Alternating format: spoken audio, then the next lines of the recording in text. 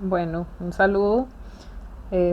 Ahora vamos a ver la presentación correspondiente al tema de manejo y desarrollo de acuíferos del curso de hidrogeología aplicada.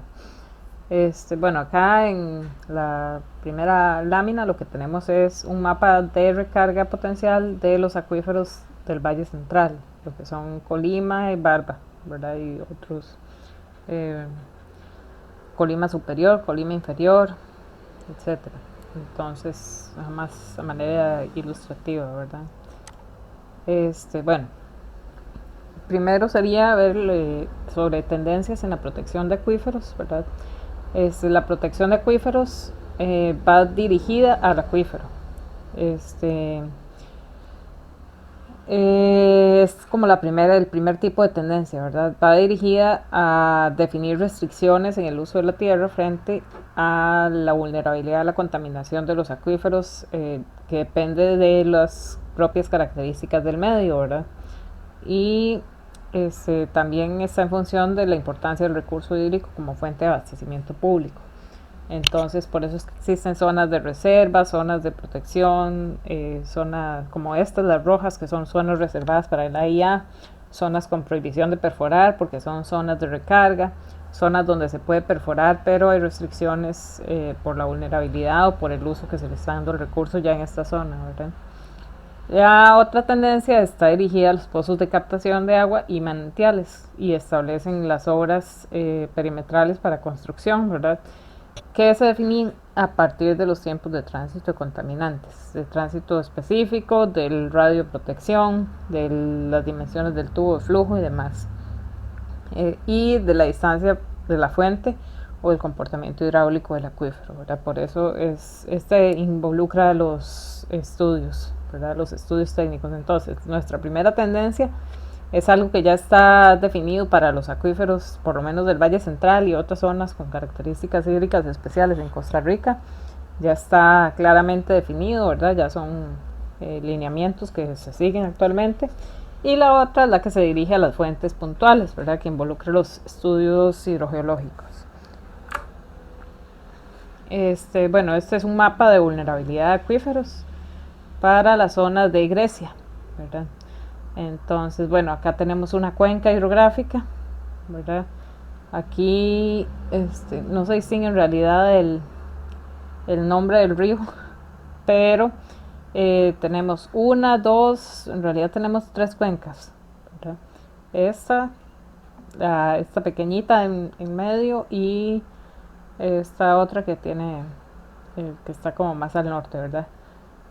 Y Grecia está pues, en el punto, en el centroide del mapa, más o menos, ¿verdad? Acá lo que se hizo fue calcular la recarga potencial para cada una de las áreas, ¿verdad? Utilizando esta fórmula. Y pues este es el resultado. Este es otro de los mapas que va enfocado en la protección del acuífero, ¿verdad? Bueno, para la protección de fuentes puntuales hay metodologías para determinar zonas de protección, ¿verdad? Esto les va a servir a ustedes para alguna práctica por ahí, en la que tienen que calcular las zonas de protección, ¿verdad? Bueno, primero que nada, por ley, eh, según la ley de aguas, el artículo 8 dice que los pozos deben tener un radio de protección de 40 metros a su alrededor, ¿verdad? Este radio es arbitrario, y si no se hacen estudios se supone que se debe cumplir, ¿verdad? Dentro de esos 40 metros no deben permitirse actividades ajenas a la operación del pozo. Esos 40 metros no deben alcanzar vías públicas, ni drenajes, ni obras de infraestructura, viviendas, nada. Y el radio podría ser menor mientras se demuestre técnicamente que es así, ¿verdad? A través de un estudio de reducción de radio. Entonces yo realizo un estudio, que ahorita vamos a ver la ecuación, ¿verdad?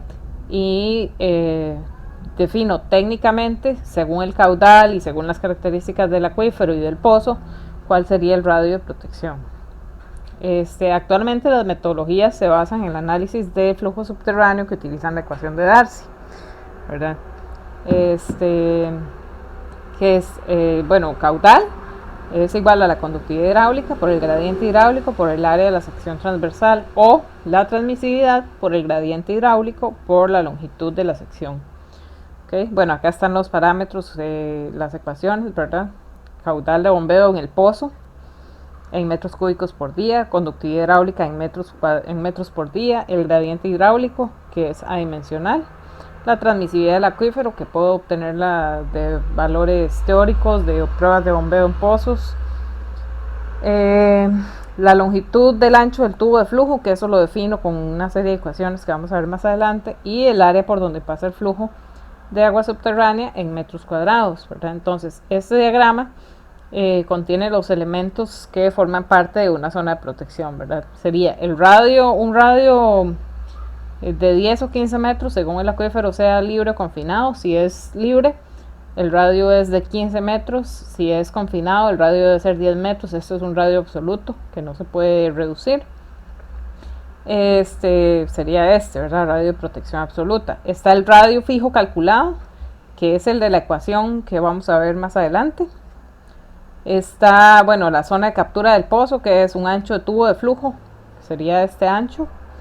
Un punto de no retorno, el flujo aquí va de suroeste a noreste. Un punto de no retorno, que sería localizado aguas abajo. Y bueno, donde se traslapan el radio y el tubo de flujo o la zona de captura del pozo, eso corresponde al área de protección común, ¿verdad? Esa sería el área de protección definitiva del pozo. Bueno, ahora vamos a ver algunos ejemplos de cómo se forman los manantiales, ¿verdad? Como parte del tema de manejo y desarrollo de acuíferos. Entonces, tenemos como la definición básica de manantial: es la salida natural de agua proveniente de un acuífero, sea tipo libre, confinado, semiconfinado o colgado, y que puede ser categorizada en virtud de su origen, caudal y calidad, y en función también de sus diferentes usos. Entonces acá les muestro algunas diagramitas donde se explica gráficamente algunos tipos de nacientes según su origen, ¿verdad? Entonces la primera que tenemos acá es una naciente en cavernas, ¿verdad? Esta es una naciente en un sistema kárstico donde he tenido erosión, ¿verdad? Entonces, disolución de la roca y erosión es a nivel subterráneo. Entonces tengo la salida de agua, pues a través de sistemas de cavernas, ¿verdad? En el caso de la B, tenemos un manantial expuesto, que básicamente es, el mismo caso de A, solo que en esta ocasión tenemos una parte que está totalmente expuesta a la superficie. Eso es muy similar a un cenote. Si no saben o no han visto lo que es un cenote, los invito a que lo busquen, investiguen un poquito, ¿verdad? Pueden buscar algunas fotografías. Este sería un ejemplo de un manantial expuesto. En E, bueno, tenemos a través de un tubo, ¿verdad? Este tubo es una capa geológica que está limitada en su parte inferior por ejemplo, arcilla, ¿verdad? En este caso podemos interpretar esta capita con rayita discontinua como una arcilla impermeable, que entonces me le da confinamiento inferior a una zona acá, un acuífero, y como es una capa delgada, digamos, de dimensiones no muy amplias, entonces nos da origen como a un tubo, por decirlo así, ¿verdad? Y acá interviene también la tectónica. Vean que tenemos un desplazamiento de estas flechas, significan que ahí hay una falla, ¿verdad? Con desplazamiento de este bloque con respecto a este, y verticalmente tenemos otra falla con desplazamiento, ¿verdad? Entonces todo este conjunto de elementos geológicos nos da origen a ese manantial. El caso F, ¿verdad? Son los jardines colgantes, ¿verdad? Esto es muy común verlo, bueno, es una forma de llamarlos, ¿verdad? Es lo que comúnmente se ve en muchas cataratas, ¿verdad? Donde tenemos la catarata principal, ¿verdad? O el salto de agua, y en las paredes, en las paredes tenemos varios manantiales, ¿verdad? Porque precisamente ahí hay un nivel también. Otros tipos de manantiales, ¿verdad? Bueno, este tipo de fuentes es básicamente por diferencias de presión, ¿verdad? Acá tenemos un acuífero confinado que de alguna forma por una fractura o por erosión o por lo que sea quedó expuesto el nivel en un punto más bajo que el nivel piezométrico o que el nivel más alto del acuífero, ¿verdad?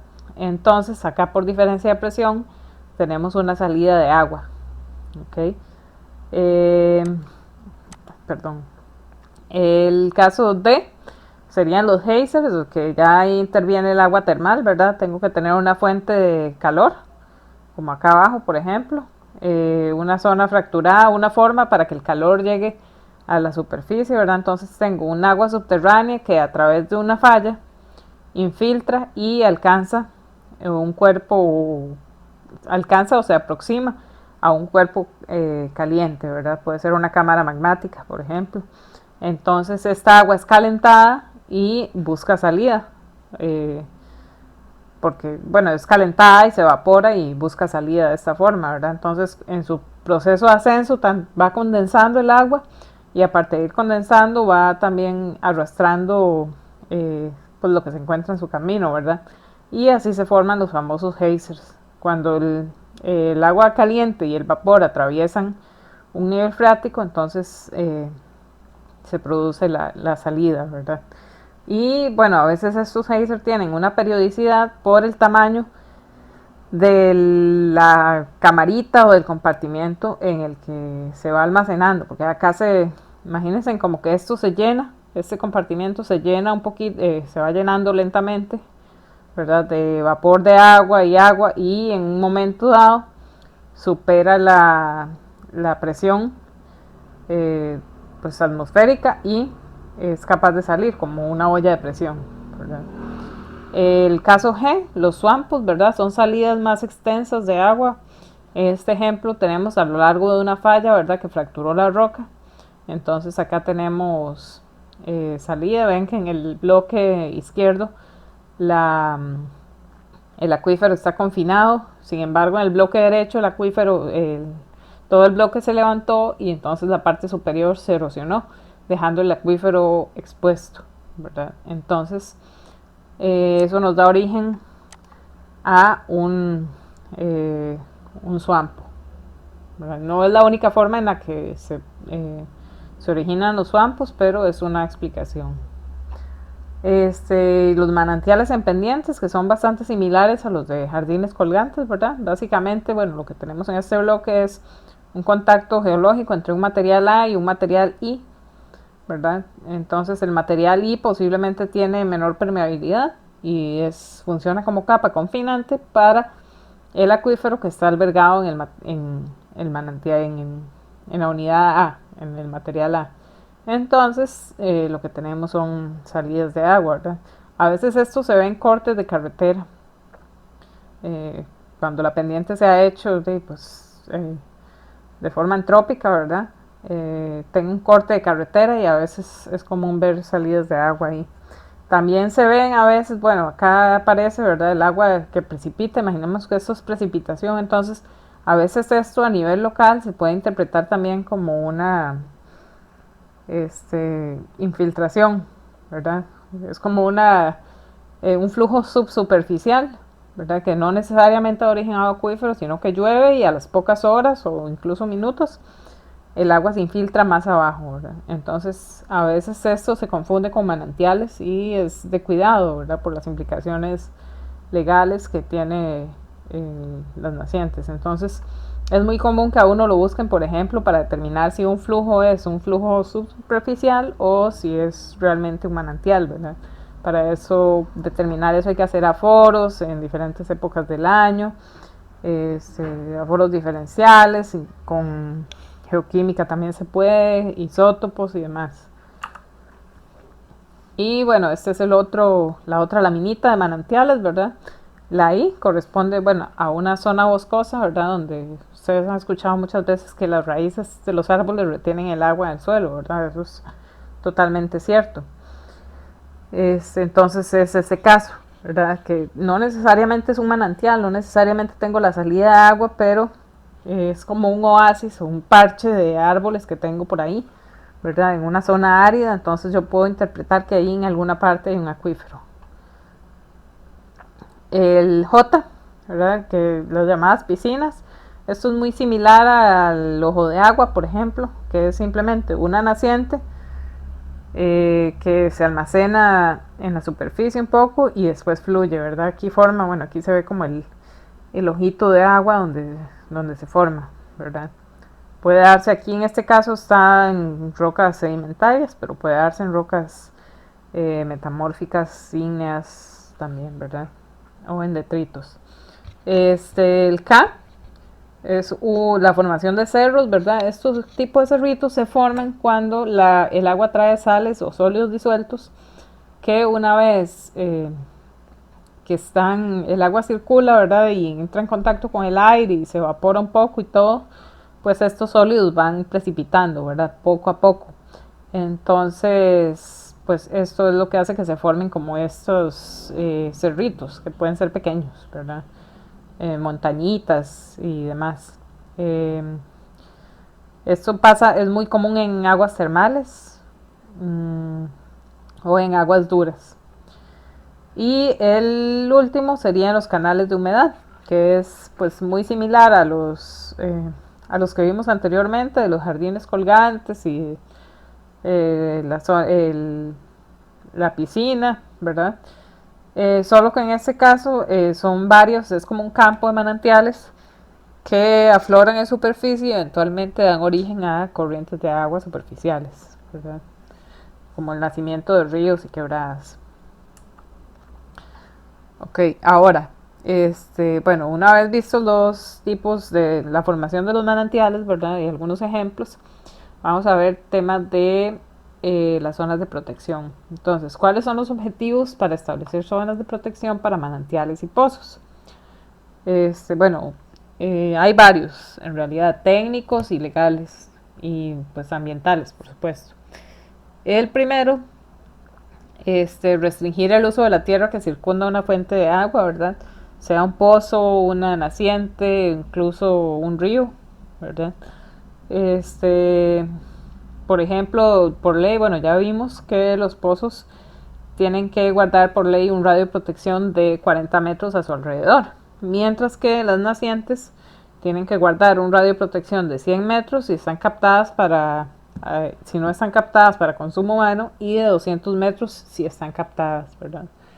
Estos son como radios o zonas de protección preliminares, ¿verdad? Que pueden ser determinadas de forma más precisa con estudios, ¿verdad? Ahí queda a criterio de los técnicos de las instituciones si los estudios son aceptables o no, si aplican, porque a veces puede ser que estas zonas ya definidas por ley subestimen o sobreestimen a las zonas de protección reales. Entonces puede ser que yo calcule el radio de protección de una naciente, no el radio, sino el área de protección de una naciente, y que de pronto resulte este, que en realidad sea mayor, ¿verdad? O que haya que extenderlo hacia una dirección, por ejemplo. Otro de los objetivos es proteger contra la contaminación, ¿verdad? De hidrocarburos, de fuentes bacteriológicas o de cualquier sustancia que pueda amenazar el recurso hídrico, para preservar la calidad y cantidad del recurso, ¿verdad? Pues hay que tener cierto cuidado en la cantidad de fuentes, ¿verdad? Las zonas de protección ayudan un poco a regular eso. El hecho de que no se perfore un pozo a la par del otro, ¿verdad? También hay cálculos de interferencia entre cuerpos de agua, ¿verdad? Que lo que buscan es determinar si el bombeo en un pozo va a afectar o no la productividad de otra fuente de agua que ya existe. Y pues planificar la inversión y compra de terrenos por parte de ASADS u otros entes, ¿verdad? Es bastante común que las ASADS contraten estudios hidrogeológicos para determinar la zona de protección de una naciente que quieren comprar, por ejemplo, sí, de una naciente que quieren captar, o de un pozo o para perforar un pozo. Entonces es muy común que ellos contraten estudios para definir estas áreas para poder justificar la compra de los terrenos, por ejemplo. Bueno, métodos para determinar las zonas de protección. En realidad dependen mucho de la disponibilidad de datos con los que se cuente, ¿verdad? El método radio fijo arbitrario es el que les acabo de decir, ¿verdad? El que está establecido en la ley de aguas. El radio fijo calculado, ahorita lo vamos a ver. Se puede hacer mapeo de la vulnerabilidad, que tenemos una unidad dedicada a esto, a la vulnerabilidad de acuíferos. El mapeo de los sistemas de flujo, que es pues definir la red de flujo. Cálculo de tiempos de tránsito de contaminantes, que ahí bueno, implica conocer las características del suelo y del acuífero. El método analítico, que combina la red de flujo, la zona de captura del pozo con el radio. El modelaje numérico con programas computacionales, ¿verdad? Y el método hidrogeomorfológico, que también lo vamos a ver. Entonces, bueno, vuelvo acá con esta lámina, ¿verdad? Metodologías para determinar las zonas de protección de fuentes de agua subterránea. Ya dijimos, hablamos de los 40 metros, ¿verdad? Volvemos a retomar acá el diagramita que eventualmente ustedes van a tener que hacer uno, ¿verdad? O por lo menos uno similar o comprenderlo o aplicarlo, ¿verdad? A veces es muy útil tenerlo, sobre todo para planificar proyectos, tener esto en el papel, en mi fuente. ¿Ok? Entonces, bueno, estas ecuaciones son las para calcular por el método analítico las dimensiones del tubo de flujo que abastece a un pozo o a una naciente. Tenemos ecuaciones diferentes cuando el acuífero es confinado y cuando es libre, ¿verdad? Las más importantes son estas dos, que son las que me dan el ancho de la zona de captura del tubo de flujo y el punto de no retorno, ¿verdad? Entonces, para acuífero confinado usamos la ecuación de arriba, para acuífero libre usamos la de abajo, y acá igual, confinado la de arriba y libre la de abajo. ¿Ok? Entonces yo tengo que saber si mi acuífero es confinado o libre. Esta es la del ancho de la zona de captura, ¿verdad? Está, bueno, con más o menos, no porque yo tenga un resultado negativo, sino que si nosotros ubicamos en este punto, en el punto del pozo, situamos un plano cartesiano, ¿verdad? Que tenga como eje Y la dirección de flujo o el sentido del flujo, más bien, ¿verdad? En este sentido. Y el eje X, así. Entonces yo voy a tener para acá menos X hacia la izquierda y más X hacia la derecha, ¿verdad? Asumiendo que el pozo es 0. Entonces, por eso es que mi ecuación, el Y máximo y el Y mínimo es más menos, ¿verdad? Bueno, acá cambiamos Y por X en realidad. Entonces, el sentido del flujo más bien es Y. Ok, entonces, básicamente es por eso. El caso del punto de no retorno lo que me representa es qué tanto se aleja el agua de la fuente o qué tan lejos llega el flujo antes de volverse a la fuente por el bombeo, ¿verdad? Voy a hacer un pequeño dibujo por acá mientras abre el programa. Bueno, y estas otras dos lo que nos dan es el X, el valor de la coordenada del eje X en un sistema de coordenadas cartesianas, y el valor de la coordenada del eje Y, que sería la Y, ¿verdad? En un sistema de coordenadas cartesianas. Bueno, acá los otros parámetros: B es el espesor del acuífero que está por acá, K es la conductividad hidráulica, I es el gradiente hidráulico, L es la longitud entre dos puntos de observación de la altura H1 y H2 del nivel freático. Y pues esos son los parámetros. Vamos a ver un momento lo que es la dirección de flujo. Bueno, acá tenemos un pozo, ¿verdad? Para explicarles de nuevo el concepto Okay. Este es un pozo. Tengo una dirección de flujo que viene en este sentido.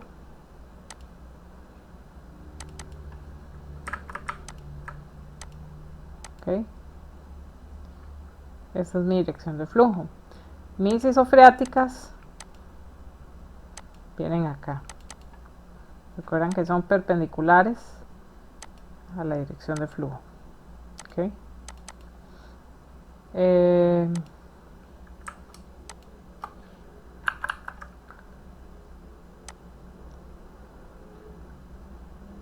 Ok, así.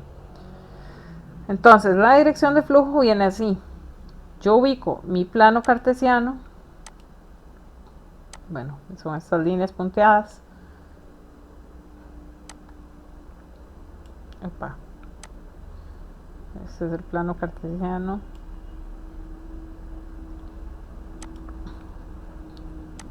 En realidad, esto tiene que ir así. A 90.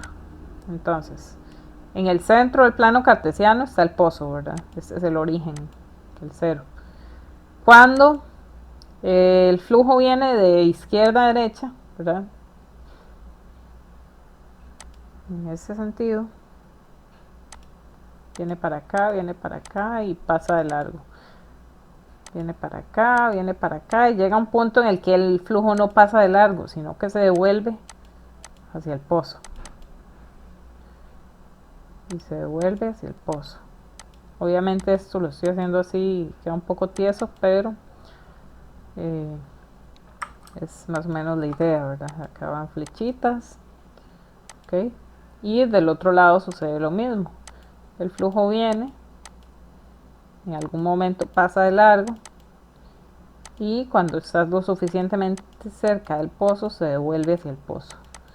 Entonces, la distancia máxima que el flujo, donde el flujo llega y se devuelve, como ese punto crítico, ese es el punto de no retorno, ¿verdad? Puede ser que aquí yo tenga el pozo y que el agua pase, no sé, medio metro, 2 metros, avance y que el bombeo haga que se devuelva el flujo, ¿verdad? Entonces, es básicamente eso lo que significa el punto de no retorno. ¿Ok? Bueno, esta es una zona de protección esquemática definida con método de isocronas, ¿verdad? Lo que hago yo es calcular el tiempo de tránsito de contaminantes bueno, primero a 20 metros, luego a 200 metros y luego a 50, la distancia que recorre el contaminante en 50 días, la distancia que recorre en 500 y la distancia que recorre en 10 años y lo que yo necesite, ¿verdad? Esto lo vamos a ver más adelante, un poco más detallado y van a hacer práctica y todo. Este es otro ejemplo, se ve como feilla la figura, pero en realidad me gusta bastante cómo está dibujado el tubo, ¿verdad? Es el tubo de flujo de una naciente, la 399 acá. Las isofreáticas las pueden ver acá en gris, ¿verdad? La dirección de flujo no la alcanzo a ver, pero en este caso va del noreste al suroeste de esta forma, como con el sentido del tubo de flujo, ¿verdad? Entonces, así fue. Posiblemente aquí hicieron un cálculo de más menos y, que fue más menos y para acá, ¿verdad? Si le ponemos acá más y, menos y el punto de no retorno que sería este. Entonces, vamos a hacer una cosa acá.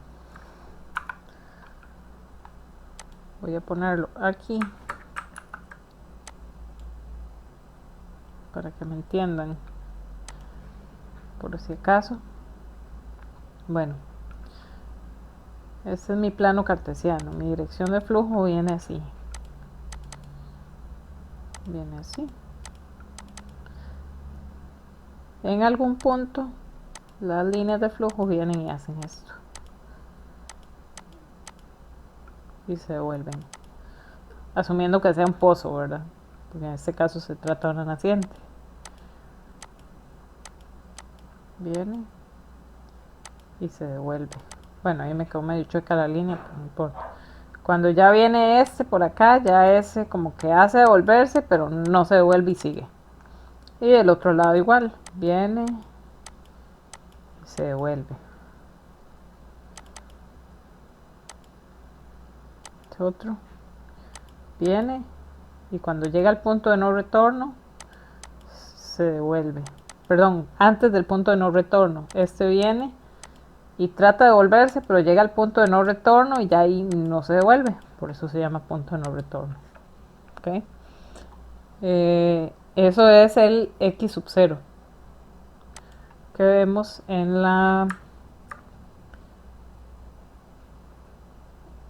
esta ecuación. Ese punto donde ya no se devuelve el agua es este. El punto, el más menos y, es este ancho, más y menos y. ¿Okay? Ese es el ancho del tubo de flujo, todo esto. Vamos a ver otro diagramita aquí en la presentación. Bueno, acá, ¿verdad? Entonces, para el cálculo de las dimensiones del tubo de flujo que abastece a un pozo o naciente, bueno, este tipo de cálculo, estas ecuaciones vienen de un documento publicado por la EPA en 2001, ¿verdad? Que fue ideado para delimitar las zonas de protección de las fuentes de abastecimiento público. Entonces, acá vienen de nuevo las ecuaciones, ¿verdad? En este caso vienen para acuíferos confinados. Y sub L es más menos Q, más menos el caudal, entre 2 veces la conductividad hidráulica por el espesor del acuífero por el gradiente hidráulico, o 2 veces la transmisividad por el gradiente, ¿verdad? Y la distancia del punto de no retorno está por esta ecuación igual. Acá está un poco más bonito lo que les acabo de explicar, ¿verdad? Dibujado más bonito en realidad. Entonces, para que ustedes lo comprendan, ¿verdad? Un poco mejor. Y esta es la misma vista, pero en perfil, ¿verdad? Gráficamente el punto de no retorno es así, visto en perfil. Esta es la dirección de flujo. En este punto hay una cercanía con el pozo donde el flujo se devuelve, pero hay un punto donde ya el flujo no se devuelve y continúa. Entonces, así es como se ve la red de flujo en este perfil. ¿Okay? La ecuación del radio fijo se basa en el régimen de bombeo del pozo, ¿verdad? Principalmente en el caudal bombeado. Entonces se calcula con una ecuación en la que considero el caudal en metros cúbicos por día, el tiempo de bombeo o el tiempo de tránsito en realidad para medios porosos o medios fracturados. Se considera un tiempo de 70 días si se trata de un medio poroso como arena, grava, y 100 días en un medio fracturado como una lava fracturada, por ejemplo, entre pi por n, que es la porosidad del acuífero, por b, que es el espesor del acuífero captado. ¿Okay? Esto es lo que piden actualmente para determinar las zonas de protección de los pozos. Para manantiales tenemos un método arbitrario, que es el de la ley de aguas, ¿verdad? De 100 días o 100 metros o 200 metros según la ley forestal. Pero también puedo calcular isocronas con tiempos de tránsito de contaminantes. Entonces, la ecuación del tiempo de tránsito de contaminantes funciona tanto para manantiales como para pozos, ¿verdad? Para calcular yo el tránsito de contaminantes en la zona saturada o en la zona no saturada, según sea el caso. Nada más tengo que tener los parámetros. Entonces, para la zona no saturada, la permeabilidad K la obtengo con pruebas de infiltración. El gradiente hidráulico en la zona no saturada es 1, porque el flujo es vertical. La zona no saturada es donde el agua infiltra libremente hacia abajo, ¿verdad? Entonces por eso el flujo es vertical. La porosidad la puedo obtener de una prueba de laboratorio de porosidad o de un valor teórico.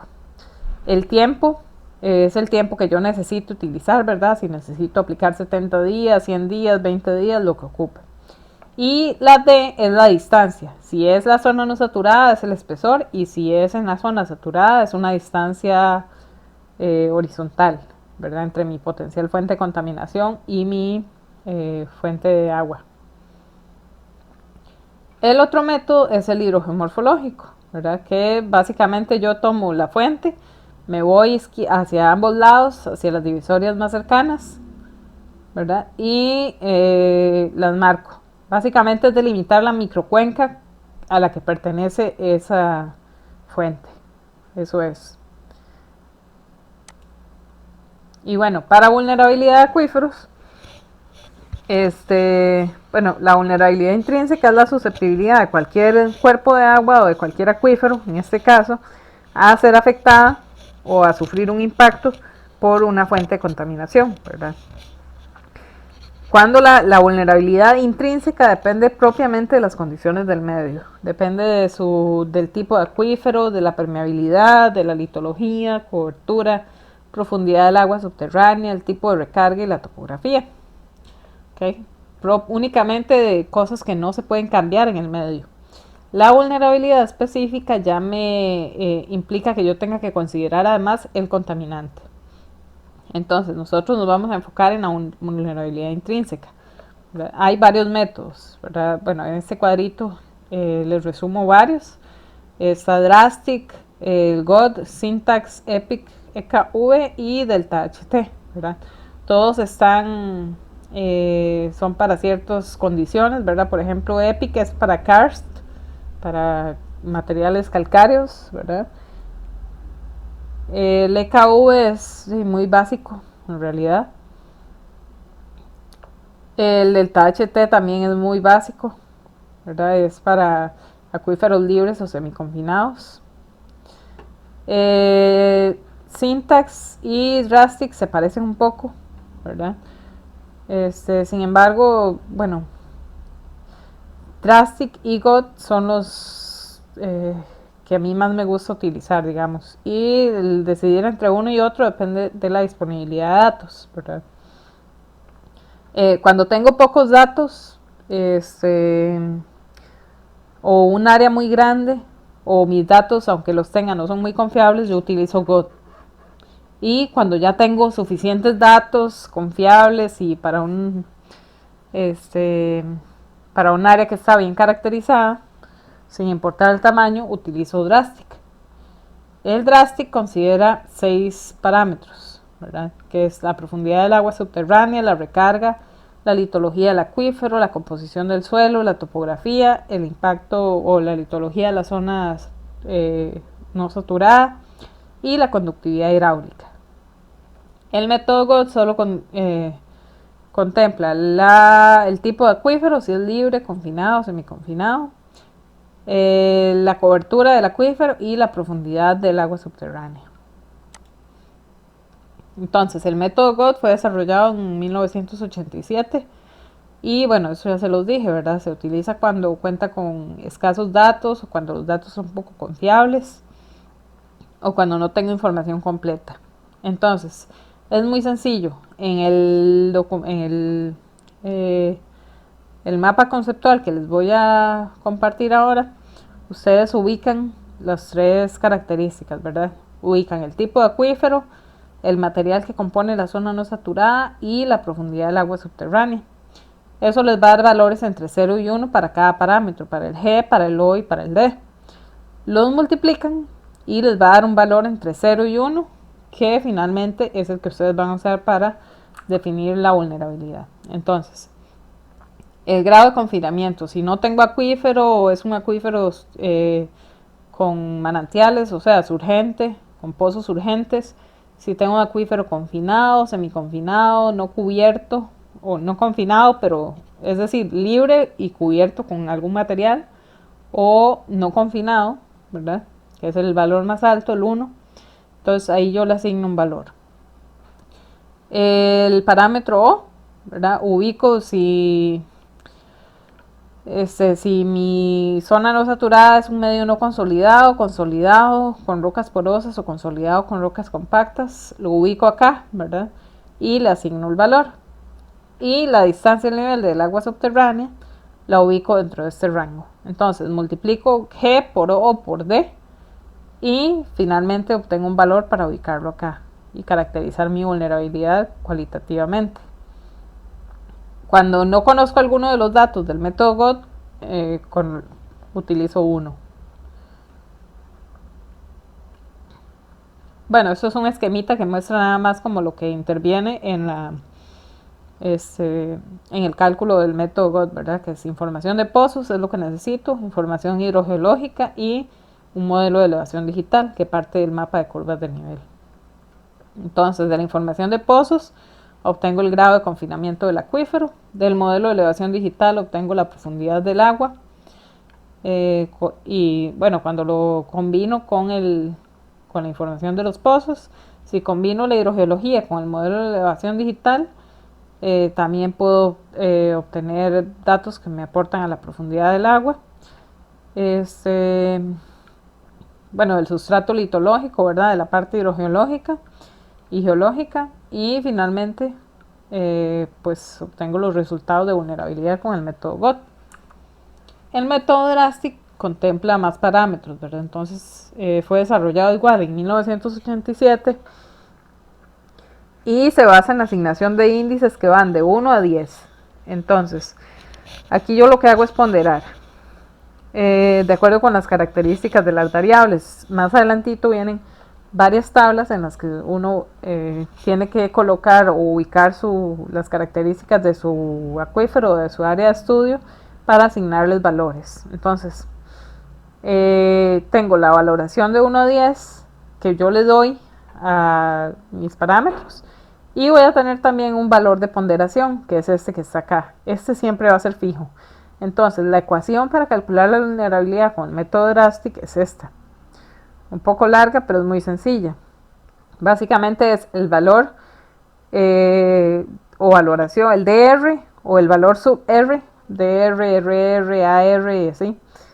Es el valor de clasificación que yo le doy a cada parámetro. Y mi valor de factor de ponderación es el que tiene la sub W, ¿verdad?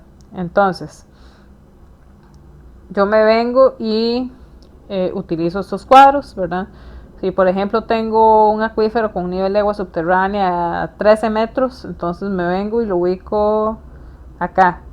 Tengo un DR de 5 y mi DW era 5 también, entonces acá sería 5 por 5 más, y ahí los voy ubicando, ¿verdad? Cuando tengo valores así, rangos, tengo varias opciones. Puedo escoger un valor intermedio dentro del rango, puedo escoger el valor máximo si es que quiero ser conservador, ¿verdad?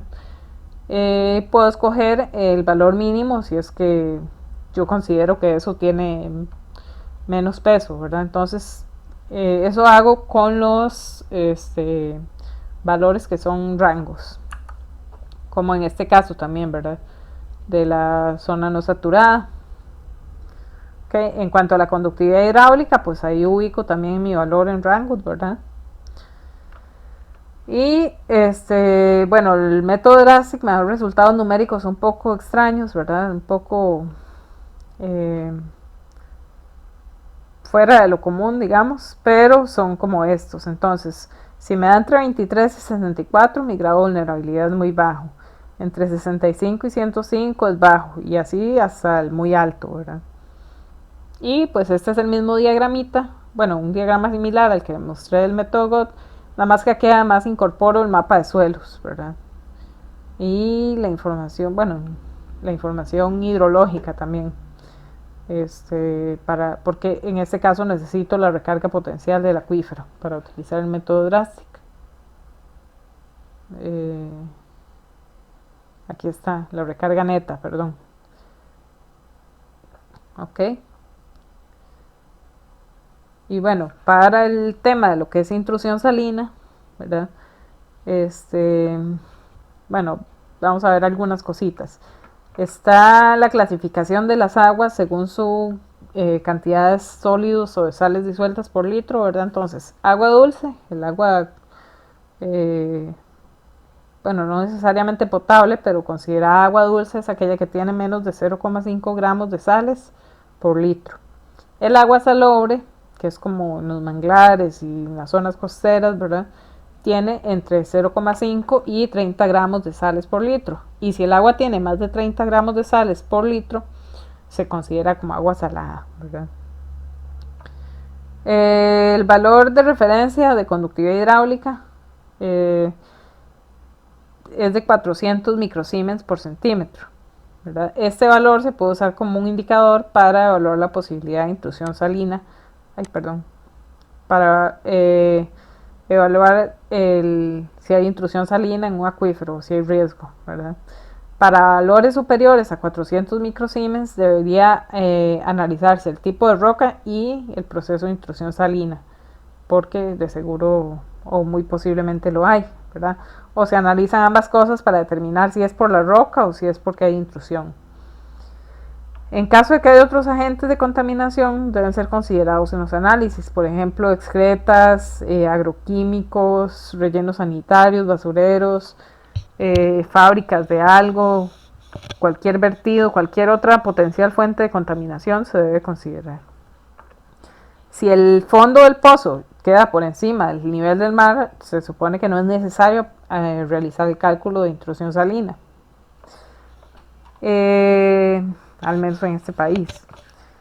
En caso de que no se cuente con información básica para elaborar los estudios, entonces se pueden usar métodos indirectos como los sondeos geofísicos, o bien se pueden realizar pozos exploratorios para monitorear la conductividad hidráulica del agua y determinar si hay intrusión salina o no la hay.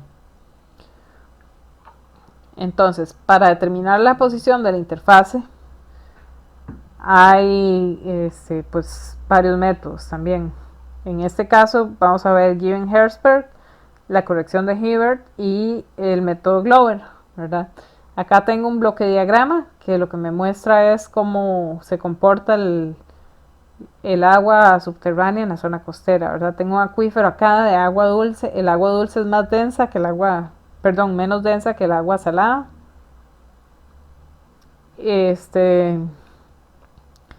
Entonces, pues va a quedar siempre por encima, ¿verdad? Tengo una zona acá, esto es el agua de mar, ¿verdad? En este caso está, pues también formando como un acuífero costero acá, pero este acuífero es de agua salada. Entonces tengo una zona acá de agua salada y una zona acá de agua dulce. La frontera se da como una interfase, que es como una zona de donde se encuentran las dos aguas y tal vez se mezclan un poco, tal vez no. Entonces esta zona está como tiene un equilibrio delicado, ¿verdad? Bueno, acá hay otros diagramitas, ¿verdad? Esto es la zona de interfase sin bombeo, ¿verdad? Está quieta ahí, se supone. Y cuando yo tengo un pozo y bombeo, esto es lo que sucede. Entonces así es como se produce la intrusión salina. Yo tengo bombeo que me afecta la posición de la interfase y eventualmente puede hacer que el agua salada me contamine el acuífero de agua dulce, ¿verdad?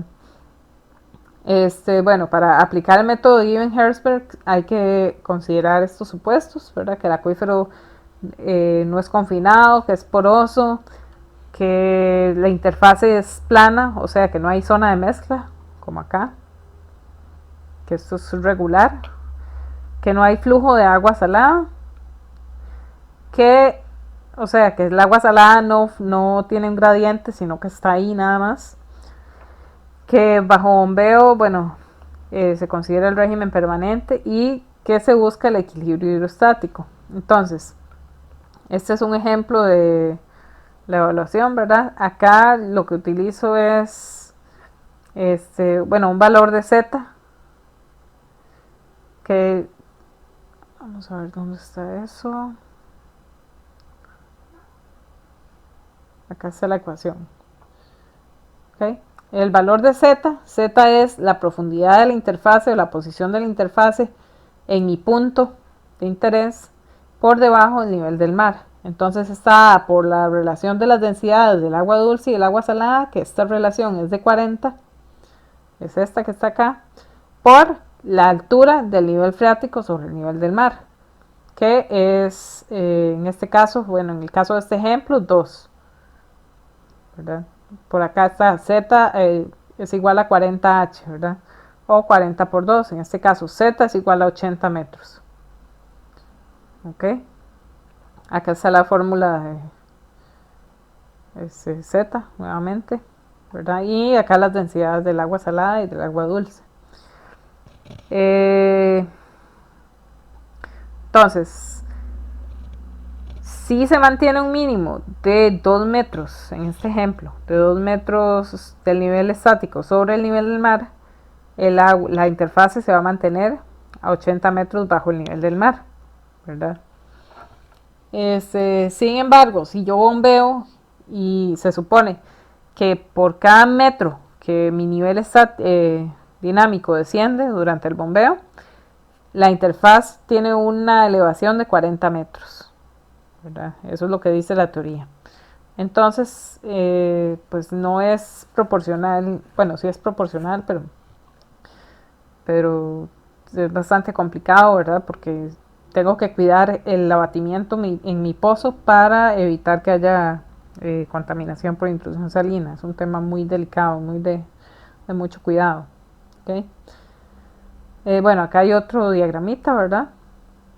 De lo mismo, la Z, bueno, la ecuación, la densidad del agua dulce, la densidad del agua salada, las líneas equipotenciales. Acá se nos muestra la red de flujo, ¿verdad? Las equipotenciales en este caso están verticales, lo que significa que no hay flujo, ¿verdad? Se consideran ambas superficies como estáticas.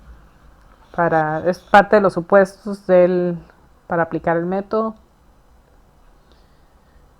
Bueno, está la corrección de Hilbert, que bueno, ya lo que hace es agarrar el método de Given-Herzberg y aplicarle una corrección que contemplaría entonces el flujo del agua salada, ¿verdad? Entonces es la misma ecuación anterior, nada más que acá le agrego de nuevo la relación de densidades y una segunda HS, ¿verdad? Que es, pues básicamente es considerar o hacer el cálculo considerando un nivel que está bajo el nivel del mar y un nivel que está sobre el nivel del mar. ¿Okay? Lo que busca esta corrección es adaptar el modelo de Given-Herzberg un poco más a la realidad, ¿verdad? Incorpora la existencia de componentes verticales en el movimiento del flujo. O sea, si yo tengo, perdón, el flujo aquí a dos profundidades distintas, significa que tengo un gradiente. Y si tengo un gradiente, tengo una dirección de flujo, ¿verdad? Y sí tengo flujo en este sentido. Entonces, bueno, este análisis se hace en condición de bombeo permanente, ¿verdad? Y se supone que el modelo usa un pozo de bombeo y un pozo de observación. Entonces, mi pozo de bombeo es este y mi pozo de observación es este. Entonces, uso estos dos valores para incorporarlos a la fórmula. En el caso del método de Glover, pues básicamente usa los mismos parámetros, pero considera también la distancia de la costa, ¿verdad? Lo demás igual, la relación agua dulce, agua salada, la conductividad hidráulica, bueno, un caudal unitario que se calcula, ¿verdad? Y nos da la profundidad de la interfaz. Bueno, acá hay un ejemplo con el método de Glover, calculado para que lo vean. Este es a 780 metros de la línea de costa. Y esta es mi interpretación de estos resultados. Bueno, acá hay un diagramita con distintas posiciones de la interfase, ¿verdad? Es una red de flujo en realidad.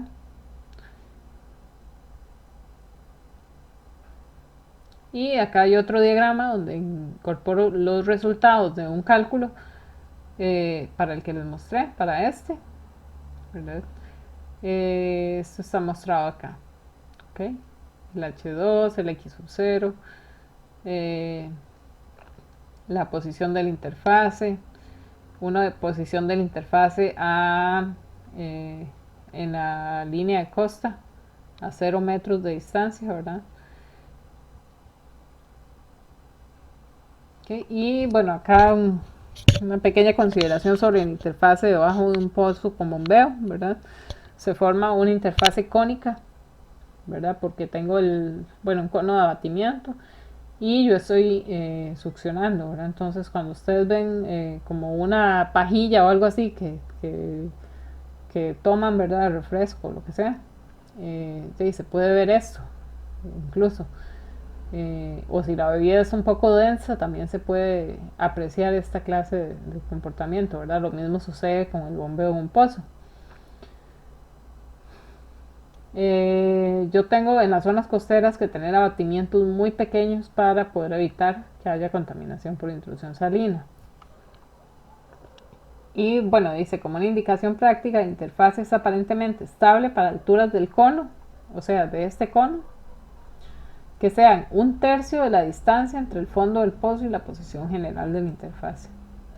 Entonces, esta altura debe ser idealmente un tercio de esta distancia para que la interfaz se mantenga estable. Bueno, acá hay otra fórmula, ¿verdad? Para calcular el caudal máximo que se puede extraer de un pozo en zona costera, ¿verdad? Contempla la interfase, la posición de la interfase en metros bajo el nivel freático, ¿verdad? La que calculamos en las otras ecuaciones, la permeabilidad del medio, la profundidad de la rejilla bajo el nivel freático y la relación de las densidades del agua salada y el agua dulce. Y bueno, eso sería esta presentación. Si tienen dudas me escriben o me piden consulta, con mucho gusto.